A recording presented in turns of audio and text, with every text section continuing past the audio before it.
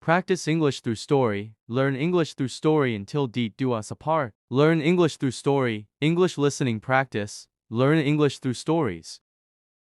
Let's learn to speak English through story until DEAT do us apart. Listen and practice English through story until DEAT do us apart. Improve your English by practicing reading English story until DEAT do us apart.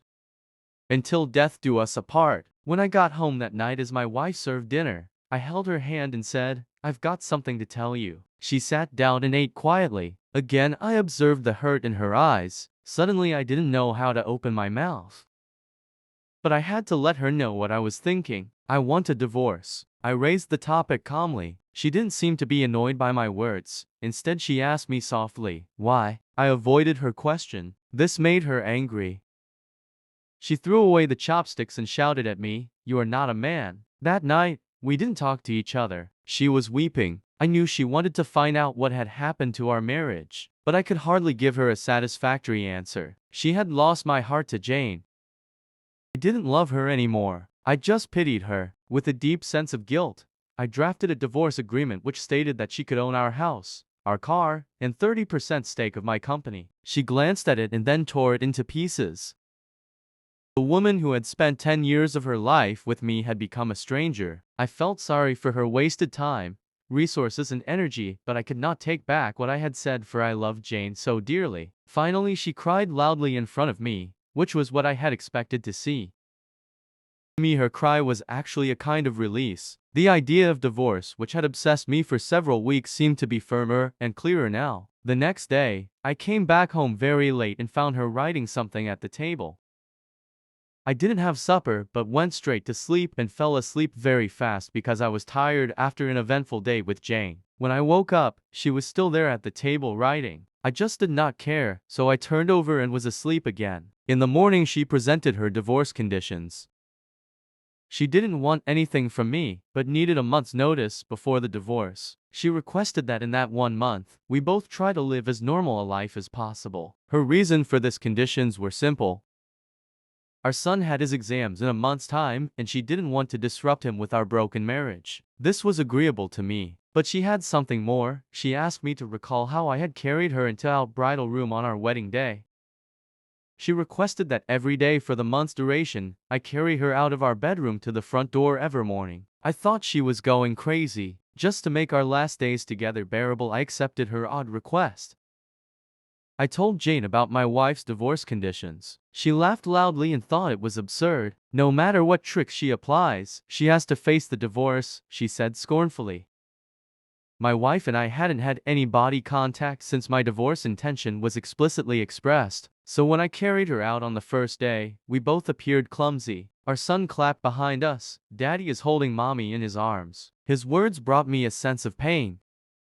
From the bedroom to the sitting room, then to the door, I walked over 10 meters with her in my arms. She closed her eyes and said softly, "Don't tell our son about the divorce." I nodded, feeling somewhat upset. I put her down outside the door. She went to wait for the bus to work.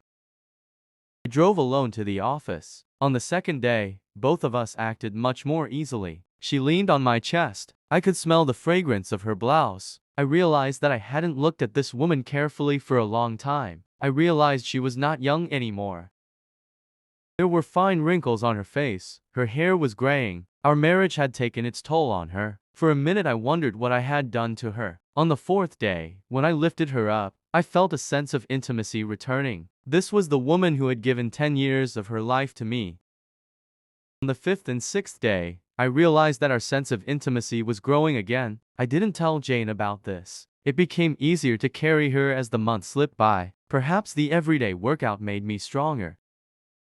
She was choosing what to wear one morning. She tried on quite a few dresses, but could not find a suitable one. Then she sighed, "All my dresses have grown bigger." I suddenly realized that she had grown so thin. That was the reason why I could carry her more easily. Suddenly it hit me. She had buried so much pain and bitterness in her heart. Subconsciously I reached out and touched her head. Our son came in at the moment and said, "Dad, it's time to carry Mom out." To him, seeing his father carrying his mother out had become an essential part of his life. My wife gestured to our son to come closer and hugged him tightly. I turned my face away because I was afraid I might change my mind at this last minute. I then held her in my arms, walking from the bedroom, through the sitting room, to the hallway. Her hands surrounded my neck softly and naturally. I held her body tightly. It was just like our wedding day, but her much lighter weight made me sad. On the last day, when I held her in my arms, I could hardly move a step. Our son had gone to school. I held her tightly and said, I hadn't noticed that our life lacked intimacy. I drove to office and jumped out of the car swiftly without locking the door. I was afraid any delay would make me change my mind. I walked upstairs. Jane opened the door and I said to her, Sorry, Jane, I do not want the divorce anymore. She looked at me, astonished, and then touched my forehead. Do you have a fever? She said. I moved her hand off my head. Sorry, Jane, I said, I won't divorce. My marriage life was boring probably because she and I didn't value the details of our lives, not because we didn't love each other anymore. Now, I realize that since I carried her into my home on our wedding day, I am supposed to hold her until death do us apart. Jane seemed to suddenly wake up. She gave me a loud slap and then slammed the door and burst into tears. I walked downstairs and drove away. At the floral shop on the way, I ordered a bouquet of flowers for my wife. The sales girl asked me what to write on the card. I smiled and wrote, I'll carry you out every morning until death do us apart.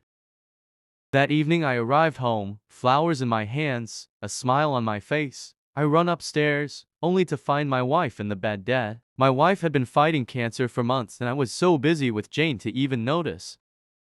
She knew that she would die soon and she wanted to save me from the whatever negative reaction from our son, in case we push through with the divorce. At least, in the eyes of our son, I'm a loving husband. She knew that she would die soon and she wanted to save me from the whatever negative reaction from our son, in case we push through with the divorce. At least, in the eyes of our son, I'm a loving husband.